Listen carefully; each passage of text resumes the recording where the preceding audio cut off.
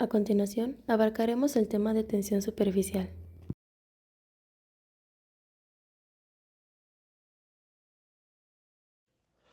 La tensión superficial es un fenómeno físico que se observa en la interfaz de dos fluidos. Típicamente es un líquido y un gas. Debido a las fuerzas cohesivas entre las moléculas del líquido, este efecto hace que la superficie de un líquido actúe como una membrana elástica, permitiendo que algunos insectos caminen sobre el agua o que las gotas de agua adopten una forma esférica.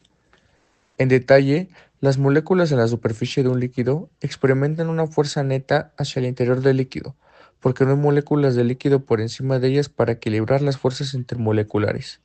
Esta atracción hacia el interior reduce la energía superficial y causa que el líquido minimice su superficie expuesta. La tensión superficial es causada por los efectos de las fuerzas intermoleculares que existen en la interfase. Esto depende también de la naturaleza del líquido, el medio que lo rodea y de la temperatura. La tensión superficial de un líquido aumenta cuando la temperatura disminuye, porque las fuerzas de cohesión molecular se fortalecen y disminuyen cuando la temperatura aumenta debido a la mayor energía cinética de las moléculas. La variación de la tensión superficial con la temperatura puede aproximarse en ciertos casos con las ecuaciones específicas, como la de Eötvös o variantes experimentales. Esto muestra cómo la temperatura es un factor clave para la tensión superficial y los procesos físicos relacionados. Uno de los factores que influyen en la tensión superficial son las sustancias isótonas, también conocidas como polares. Estas sustancias incrementan la tensión superficial. Ejemplo de ellas son las sales inorgánicas, cloruros y electrolitos. Sustancias batótonas provocan una disminución de la tensión superficial. Algunos ejemplos son los detergentes, la saponina, los derivados del petróleo, sales biliares y sustancias sulfactantes. ¿Cómo medir la tensión superficial? Para medir la tensión superficial se utilizan dinas entre centímetro cúbico. Una dina es igual a 10 a la menos 5 newtons. En el método de la gota colgante se mide la forma de una gota suspendida en una hoja utilizando cámaras y software especializados. La gota de la forma se determina por el equilibrio entre la gravedad y la tensión superficial.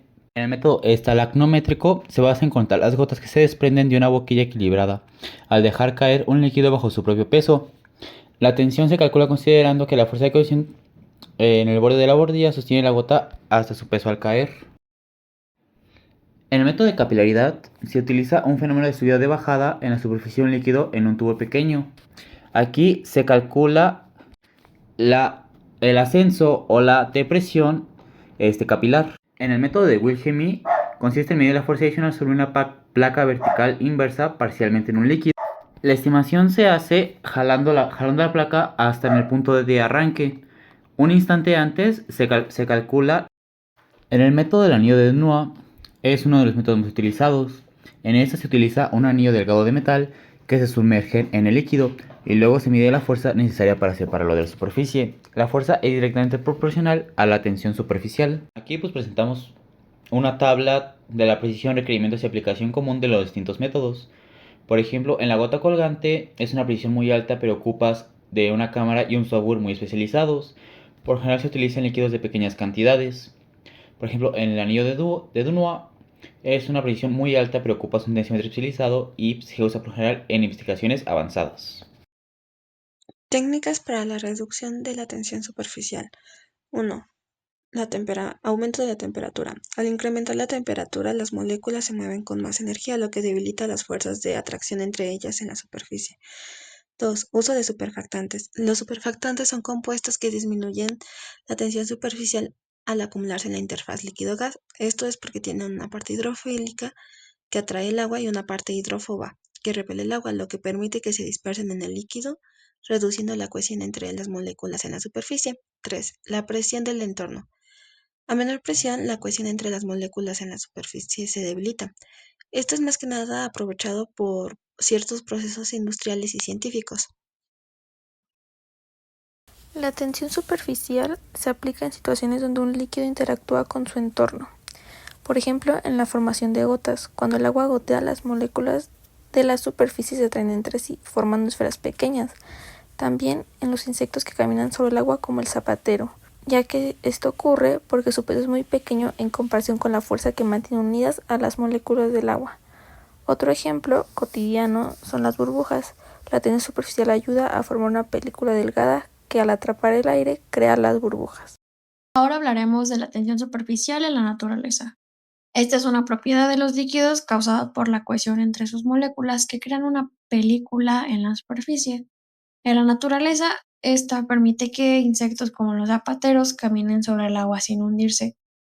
También explica por qué las gotas de agua son esféricas, ya que esta forma minimiza su energía. En las plantas, la tensión superficial, junto con la capilaridad, ayuda a transportar agua desde las raíces hasta las hojas. Además, algunos animales, como lo son ciertas ranas, construyen nidos de burbujas para proteger a sus crías. Gracias a esta propiedad, finalmente en los lagos y estanques mantiene una capa estable que facilita la vida de microorganismos. Este es un fenómeno esencial para muchos procesos naturales.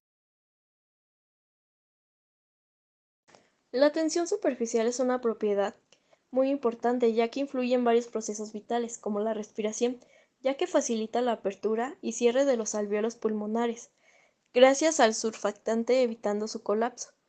En la circulación nos permite el movimiento eficiente de líquidos como la sangre y la linfa en vasos pequeños. En la sanación, ayuda a crear un ambiente adecuado para reparar tejidos en heridas.